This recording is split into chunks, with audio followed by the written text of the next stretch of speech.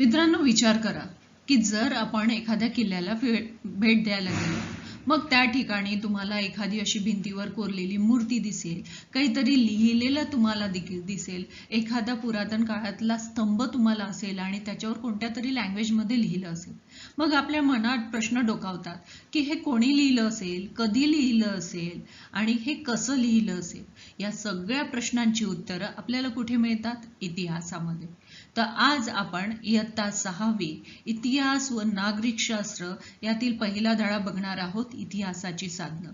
मित्रांनो, तुम्हाला हे सांगायचं आहे की याआधी मी भूगोल, मराठी, इंग्रजी आणि गणित या विषयाचे व्हिडिओज अपलोड केलेले आहेत. तुम्ही ते जाऊन बघू शकता. तर चला, आपला पहिला लेसन आहे इतिहासाची साधनं. इयत्ता 6वी इतिहास यातील पहिला धडा आपला आहे इतिहासाची साधनं. मग आता आपण या ठिकाणी काय काय शिकणार आहोत? तर इथे एक छोटासा रिकॅप तुम्हाला दिसेल. मग आपल्याला 1.1 मध्ये आपण काय बघणार आहोत? इतिहासाची जुळवणी कशी होती. देन भौतिक साधनं तिथे कोणत्या कोणत्या प्रकारची होती. आणखीन लिखित साधनं कशी होती, लिहिलेली. देन मौखिक साधनं म्हणजे काय, प्राचीन भारताच्या इतिहासाचा स्रोत कोणतं, आणि महाराष्ट्रातील वस्तू संग्रहालय आणि वारसा स्थळ ही सगळी पॉइंट्स आपण इथे कव्हर करणार आहोत. तर आपला पहिला पॉइंट आहे इतिहासाची जुळवणी. आता आपला फर्स्ट पॉइंट आहे इतिहासाची जुळणी. आता इतिहास म्हणजे काय, आपण बघितलं की आपल्याला पुरातन काळातील त्या वस्तू मिळतात, पण त्या कशा मिळतात, त्याची जुळवाजुळव कशी केली जाते ते आपण इथे शिकणार आहोत. तुम्ही मित्रांनो एखादा पझल बघितलाय का? तुम्हाला असे ब्लॉक्स दिलेले असतात आणि त्याच्यातले ते तुकडे वेगवेगळे असते. मग त्याच्यामध्ये एखादा पक्षी दाखवलेला असतो किंवा एखादा प्राणी असतो. मग तुम्हाला ते सगळे तुकडे व्यवस्थित जुळवाजुळव करून त्याच्यावरून एक व्यवस्थित अशी आकृती तयार करायची असते. आपण पझल्स म्हणतो त्याला, नाही का? मग हे सगळे पझल्स आपण कसे फाइंड आउट करतो की एकाला एक जुळवून त्याचं कनेक्शन लावत जातो आणि ती आकृती पूर्ण करतो. मग इतिहासामध्ये सुद्धा असंच होतं की आपल्याला ज्या काही वस्तू मिळतात, म्हणजे जसं काही एखादे कॉइन मिळालं, एखादा शिलालेख म्हणजे दगडावर लिहिलेलं काहीतरी आपल्याला मिळालं, काही मातीची भांडी मिळाली, अशा वस्तू जेव्हा हे लोक जमा करतात आणि लोक म्हणजेच इतिहासकार जे असतात ते जुळवाजुळव करतात या सगळ्या गोष्टींची, आणि त्याच्यावरून ते एका गोष्टीपर्यंत पोहोचतात, एका निष्कर्षापर्यंत पोहोचतात आणि त्याच्यावरूनच आपण म्हणतो की ती गोष्ट कशी झालेली आहे, इतिहासातून मिळालेली आहे. मग याचे स्रोत कोणते, म्हणजेच ते कुठून मिळतात, स्रोत म्हणजे त्यांचा मिळण्याचा मार्ग कोणता. मग काय होते की भूतकाळामध्ये एखादी घटना झाली असेल किंवा एखादा विचार असेल, कोणाच्या डोक्यामध्ये विचार आला असेल, तो त्यांनी कोणाला सांगून दाखवला. मग एखादी संस्कृती, चाली रीती असतात की नाही, प्रत्येकाच्या घराची संस्कृती म्हणतो आमच्या इथे ना हे असंच असतं, म्हणजे प्रत्येकाची संस्कृती ही वेगळी असते. मग त्यांची जीवनशैली, राहणीमान वेगवेगळं राहतं. म्हणजे या सगळ्यांची आपण जेव्हा डिवायडेशन करतो, त्यांची जेव्हा विभागणी करतो, तेव्हा आपल्याला काय लक्षात येतं की ही साधनं कशी आहेत, 3 प्रकारे केली जातात. एक प्राथमिक साधनं असतात, म्हणजे प्रायमरी बेसवर आपल्याला ती वस्तू मिळालेली आहे. ठीक आहे, जसं कॉइन मिळालं, आपल्याला मातीची भांडी मिळाली, एखादं चित्र मिळालं, हे प्राथमिक साधन झालं. दुय्यम साधन म्हणजे काय, आपण त्याची जुळवाजुळव केली, म्हणजे त्याचे स्रोत फाइंड आउट केले की हे खरंच कोणी तयार केले, कधी लिहिले, त्याचं कनेक्शन कुठे कोणाशी जुळत आहे का, हे आपण तपासून पाहिलं. आणि तिसरं आहे मौखिक साधन. मौखिक म्हणजे बोलणं. जसं आपण आपल्या आजी आजोबा नाही का, आपण रामायण महाभारतातले म्हणजे रामाला नाही बघितलं, कृष्णाला आपण कधीच नाही बघितलं, पण आपल्या आजी आजोबांनी ज्या गोष्टी सांगत आल्या त्या आपण ऐकत गेलो, म्हणजे त्या मौखिक, म्हणजे एका जनरेशन पासून दुसऱ्या जनरेशन पर्यंत ते आपल्यापर्यंत पोहोचत गेले आणि त्याला काय म्हणतात, मौखिक साधनं. आणि हे कुठे शिकतो आपण? इतिहासामध्ये शिकतो. मग इतिहासाची साधनच म्हणजे कोणती कोणती बघा. आता पूर्वजांनी वापरलेल्या वस्तू, कोरून ठेवलेले लेख, मग बांधलेल्या वास्तू, हे काय आहे, चालीरीती, परंपरा, लोकसाहित्य, ऐतिहासिक कागदपत्र, या सगळ्यांचा आपल्याला कुठे पाठपुरावा मिळतो? इतिहासमध्ये मिळतो. आणि यालाच आपण काय म्हणतो, इतिहासाची साधनं आहेत असं आपण म्हणतो. आत्ताच आपण बघितलं होतं की साहित्याची किती साधनं आहेत? 3 साधनं आहेत. एक प्राथमिक साधन द्वितीय साधन आणि मौखिक साधन. आता प्राथमिक साधन म्हणजे काय, ते मी आताच एक्सप्लेन केलं होतं की हे थेट संबंधित काळाशीच असतात. म्हणजे काय असते, डायरेक्ट त्याचा कनेक्शन असतो, इकडे तिकडे त्याचा कुठे नसते, डायरेक्ट त्या वस्तूशी संबंध असतो. मग आता ते कसं काय बघा. आता शिलालेख, शिलालेख म्हणजेच काय आहे, दगडावर लिहिलेलं कोरीव काम असते, किंवा ताम्रपट म्हणजेच तुम्हाला एखादं तांब्याचं पत्र असेल, त्याच्यावर एखादं काहीतरी लिहिलं असेल आहे ना, ते सुद्धा. नाणी, कॉइन्स आहे ना, मूळ दस्तावेज म्हणजे ओरिजिनल डॉक्युमेंट्स, हे काय झाल्या, जुन्या वस्तू झाल्या. आपण म्युझियम मध्ये बघा की आपण जर शिवाजी महाराजांच्या काळातील बघत असेल तर शिवाजी महाराजांच्या काळातील त्यांची वस्त्र असतात, त्यांचे शस्त्र असतात, त्यांनी काही म्हणजे त्यांचे जेवणाचे म्हणजे ते ज्याच्यामध्ये जेवण करायचे अशी मोठी भांडी राहायची. म्हणजे हे त्यांच्या वस्तू, त्यांच्या वस्तू म्हणजे ते ज्या वस्तूंचा यूज करायचा, आणि वास्तू म्हणजे जे तिथे राहायचे. म्हणजेच उदाहरणार्थ काय झालं, किल्ले झाले, वेगवेगळे राजवाडी झाले. आज पण सुद्धा आपण आपल्या महाराष्ट्रामध्ये सुद्धा रायगड हा किल्ला आहे, तोरणा आहे, देन प्रतापगड आहे. म्हणजे हे काय झाले, वास्तू झाल्या. या वास्तूवरून आपण अंदाज बांधू शकतो की नाही, शिवाजी महाराज होऊन गेले, त्यांनी हे किल्ले बांधलेले आहेत आहे ना. या सगळ्या गोष्टींची आपल्याला माहिती मिळते. म्हणजेच हे काय झाले, प्राथमिक साधने झाली आहे ना, फर्स्ट मेथड झाली ही फाइंड आउट करायची. मग काय, ही साधने इतिहासात लिहिताना त्या काळाची यथार्थ माहिती देते. म्हणजे आपल्याला माहिती मिळते, डायरेक्ट इन्फॉर्मेशन आपल्याला त्या काळची मिळत असते प्राथमिक साधनामध्ये. आता द्वितीय साधन कोणते, प्राथमिक साधनांचा अभ्यास करून माहिती दिली जाते. म्हणजे जी प्राथमिक साधने आहेत त्याचा अभ्यास केला जातो. आता उदाहरणार्थ इतिहास विषयक पुस्तके असतात. आता आपण जर शिवाजी महाराजांच्या काळातील किल्ल्यांचा विचार केला तर आपल्याला माहिती आहे की शिवाजी महाराजांचे किल्ले होते, पण त्याच्यामधलं जर आपल्याला अफजल खानाचा वध हे बघायचं असेल तर त्याच्याशी मिळते जुळते पुरावे आपल्याला कुठून मिळतील. मग त्या वेळेला लिहिलेले जे पुस्तक असतील, लेख असतील, काहीतरी माहिती पत्र असतील त्याच्यावरून मिळत असतील, काही निबंध लिहिले असतील, काही तज्ज्ञांनी व्याख्यानं केलेले असतात, मग त्याच्यावर विश्लेषण केलं असते, इथून आपल्या सगळ्या गोष्टींचा पाठपुरावा होत असतो. म्हणजेच काय असते की या सगळ्या साधनांमधून आपल्याला काय मिळते, सुसंगत माहिती मिळत असते, आणि ही संशोधकांना विश्लेषण करून तयार केलेली असते. म्हणजे त्याच्यावर डिटेल रिसर्च केलेली असते. बरोबर. आपल्या इथे बघा, आपण कॉइन बघतो, त्याच्यावर आपल्याला 3 वाघांचा तो दिसतो, पिक्चर आहे ना. तर हे पिक्चर कुठून घेतलं, सांची हे जे स्तूप आहे तिथून आपण हे घेतलेलं आहे, आपलं राष्ट्रीय सिम्बॉल घेतला आहे. ऍक्च्युली तिथे 3 वाघांचं नाही आहे, तिथे 4 आहेत. म्हणजे अपोजिट साईडचं आपल्याला दिसत नाही, म्हणून कॉइनवर आपल्याला 3च आहेत आहे ना. आपले राष्ट्रीय ध्वज अशोक चक्र जो म्हणतो आपण है ना, हे राजा अशोक चक्राच्या म्हणजे राजा अशोकाच्या, सम्राट अशोकाच्या काळातील अशोक चक्राचं सिम्बॉल आपण घेतलेलं आहे. म्हणजेच हे काय झालं, ते सिम्बॉल घेतलं, ते सांची स्तूप आहे, हे काय झालं, प्राथमिक स्त्रोत झालं. मग त्याच्यावर जे लिखाण केलं गेलं असेल, काहीतरी निबंध लिहिले असतील, प्रबंध लिहिले गेले असतील, ते काय झाले, द्वितीय साधने. आणि त्याच्यावर डिटेल रिसर्च केली गेली. द्वितीय साधनामध्ये डिटेल रिसर्च होते.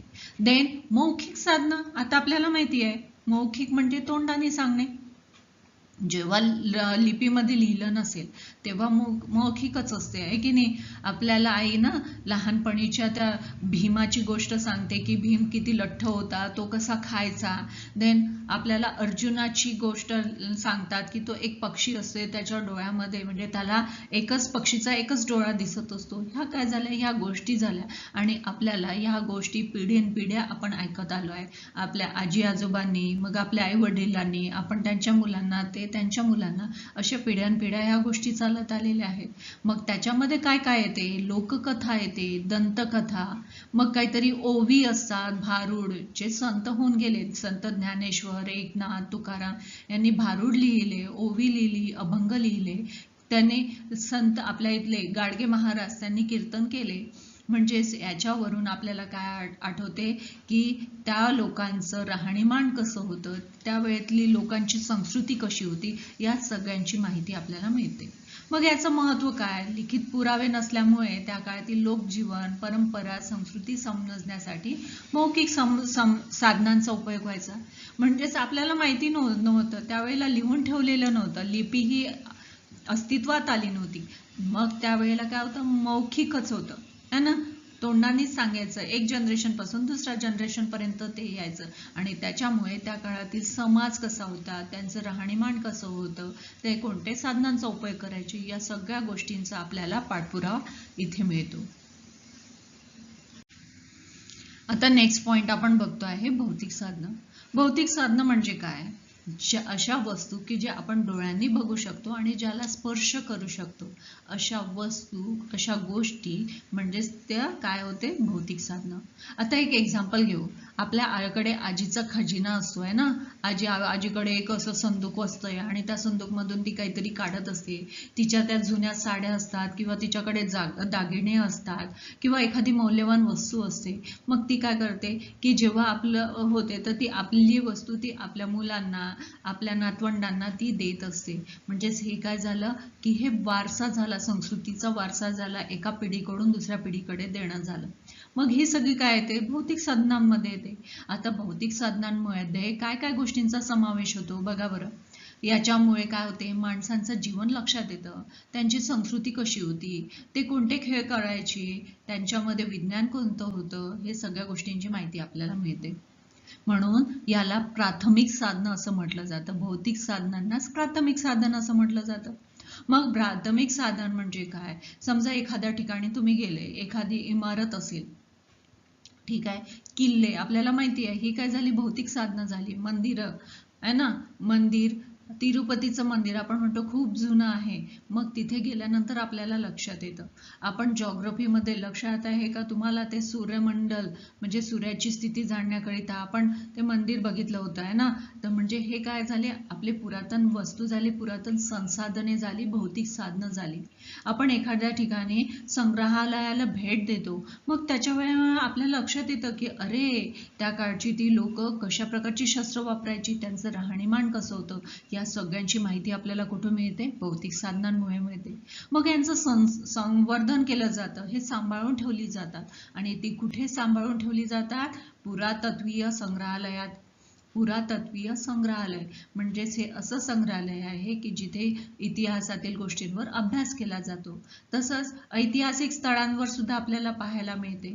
म्हणजेच या सगळ्या गोष्टींचा आपल्याला कुठून मिळतात, त्या तिथे जाऊन तिथले कॉईन, नाणी, भांडी, दगडी वस्तू, तिथल्या मूर्त्या, या सगळ्या गोष्टींचा वरून आपल्याला भौतिक साधनांची माहिती मिळत असते. आता भौतिक साधनांची माहिती आपल्याला कुठून मिळते? भौतिक साधन म्हणजे काय? आता काही वेळेला आपल्याला कॉईन्स मिळतात, एखादी मातीची भांडं मिळते किंवा एखादं छान असं पेंटिंग असते, कोरलेल्या मूर्त्या असतात. आता तुम्ही वेरूळला गेले असेल तर वेरूळमध्ये तिथे तुम्हाला वेगवेगळ्या प्रकारच्या मूर्त्या दिसतील. मग इथे बघा तुम्हाला मातीची भांडी ही दिसत आहे, इथे कॉईन्स आहे, किल्ले आहेत.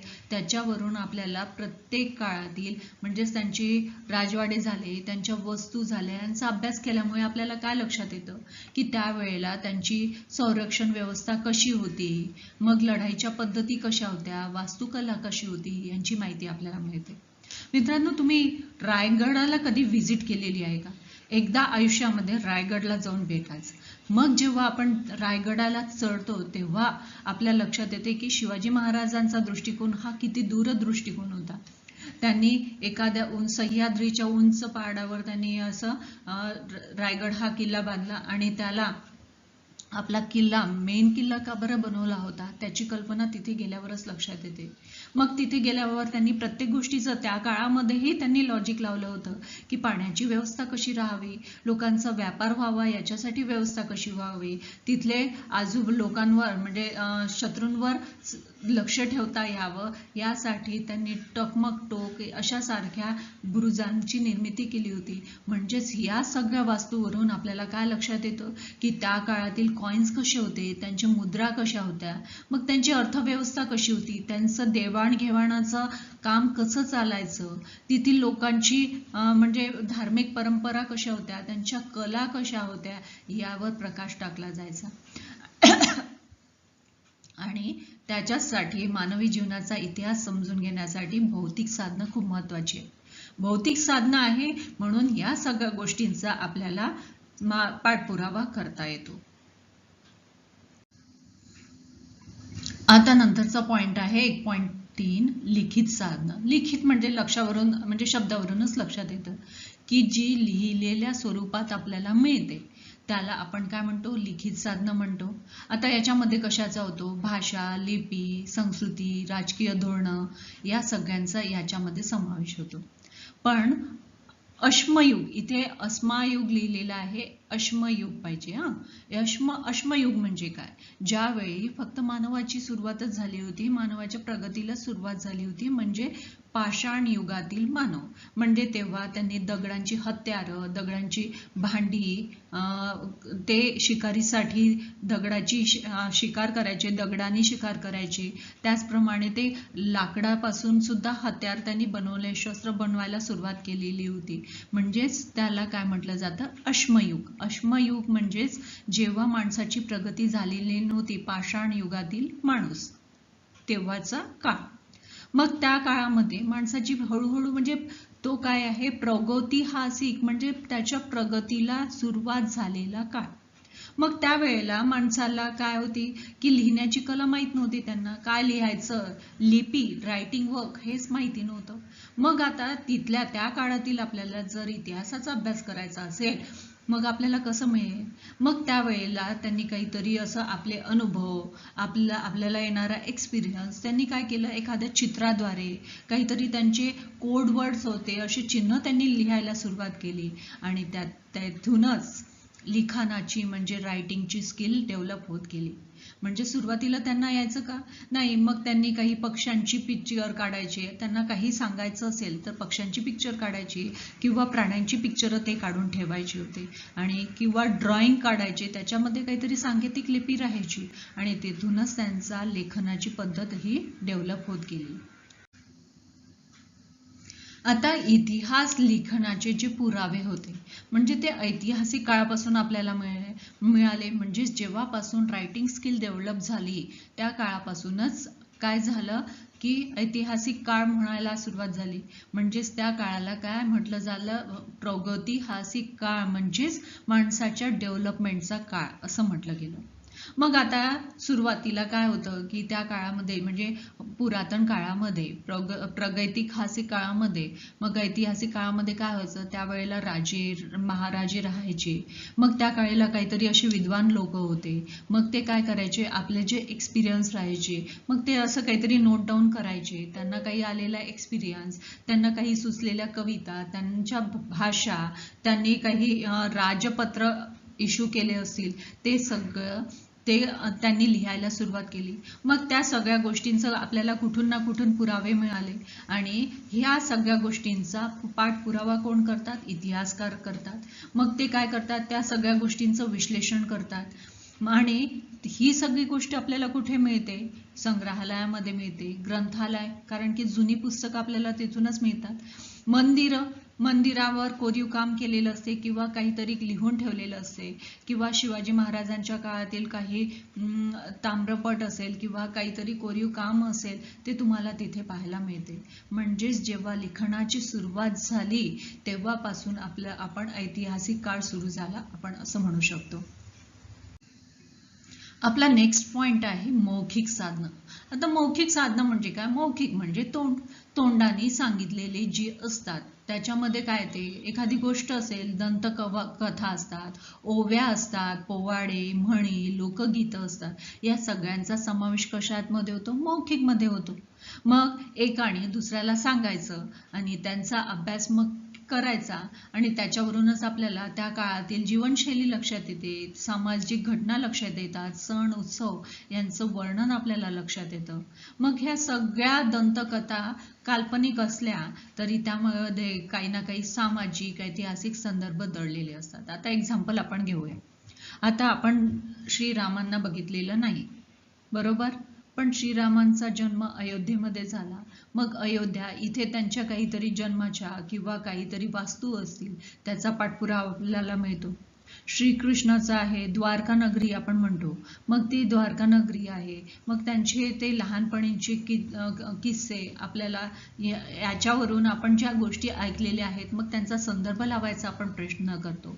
म्हणजे हेच काय आहे की ज्या गोष्टी आपण ऐकलेल्या आहेत त्या गोष्टी खरं आहे की खोटं आहे हे आपण जाणण्याचा प्रयत्न करतो, आणि त्याच्यामध्ये या मौखिक साधनांचा खूप मोठा वाटा आहे.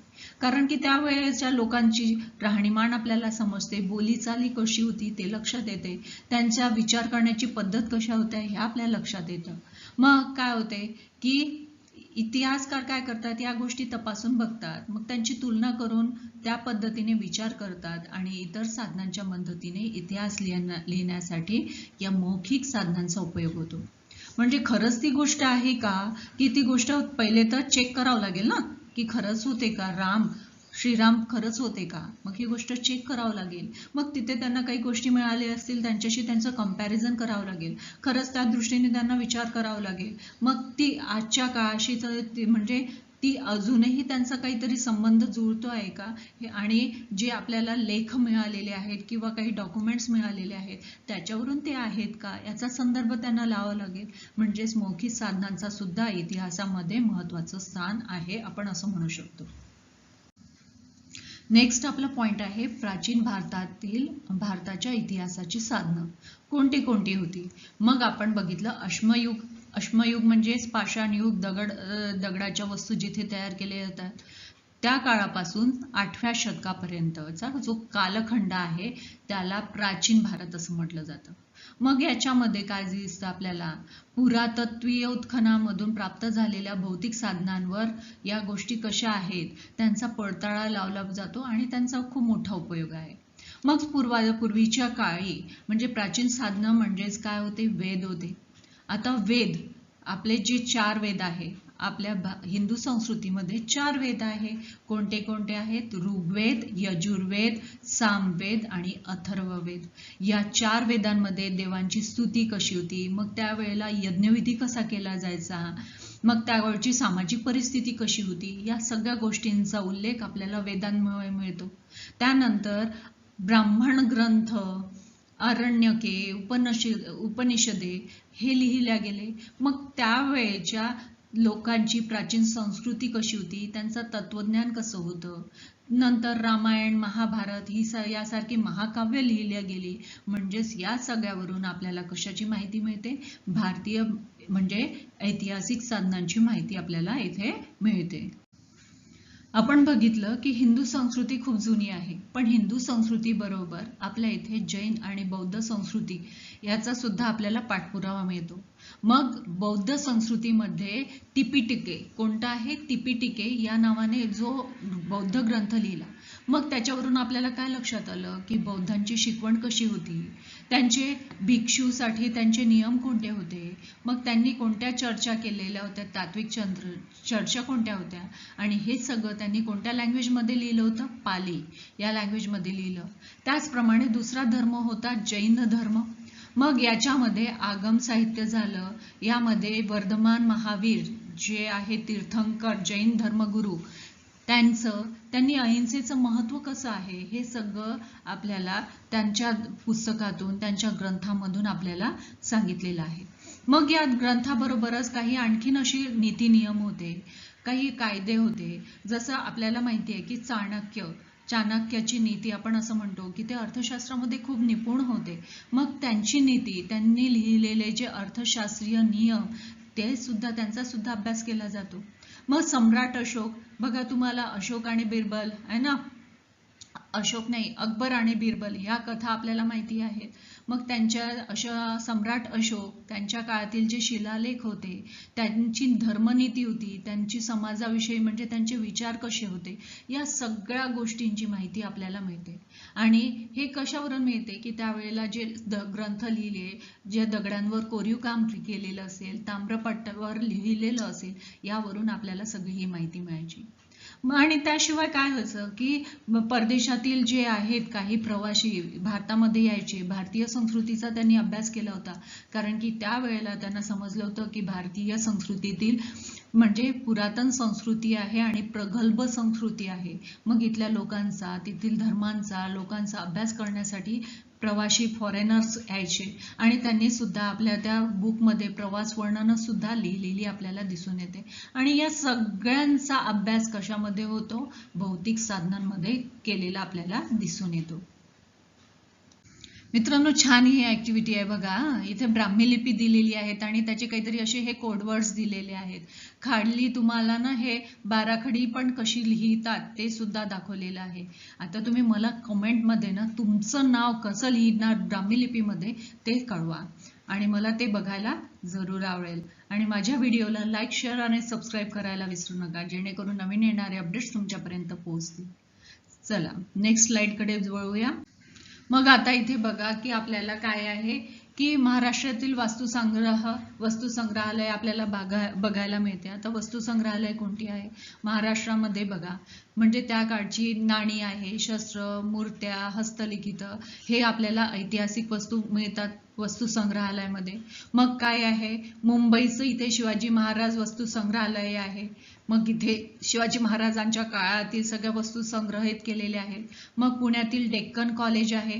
मग इथे वस्तुसंग्रहालयात विविध काळातील पुरातत्व वस्तू आपल्याला मिळतात. आणि राजा दिनकर केळकर हे संग्रहालय, इथे काय आहे, घरगुती वस्तू, दागिने, देन वस्त्र, कलाकृती हे दिसतं आपल्याला. मग तसंच छत्रपती संभाजीनगर येथील छत्रपती शिवाजी महाराज संग्रहालय आहे.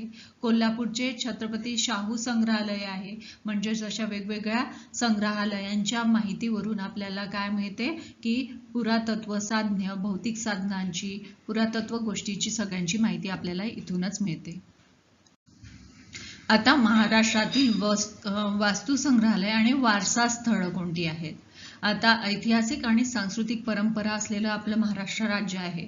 मग युनेस्को याने जागतिक संस्था आहे, युनेस्कोची पूर्ण ऑल वर्ल्डची एक युनेस्कोची संस्था आहे आणि त्या संस्थेने आपल्या महाराष्ट्रातील अजिंठा आणि वेरूळ या लेणींना काय दिलेलं आहे, वारसा स्थळ म्हणून घोषित केलेलं आहे. अजिंठा आणि वेरूळ. आता तुम्ही बघितलाय का अजिंठा आणि वेरूळ?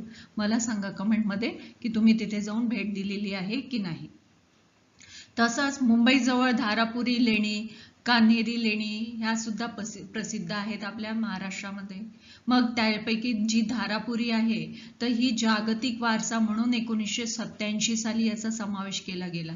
तसंच सुदवेश असलेल्या आर्ट डेको म्हणजेच हे युनेस्कोच्या जागतिक स्थळांच्या यादीत 2098 मध्ये याचा समावेश करण्यात आला.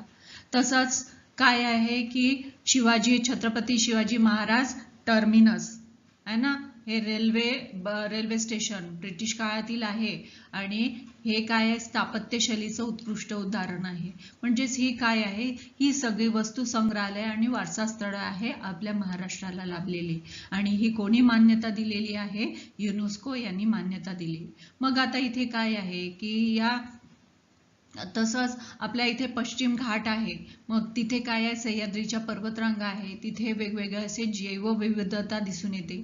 मग त्याच्यामध्ये आपल्याला दुर्मिळ प्राणी, पक्षी, वनस्पती हे सुद्धा असलेलं आपल्याला दिसून येतं. आणि हे सगळं काय आहे, वारसा स्थळे आहेत महाराष्ट्राची.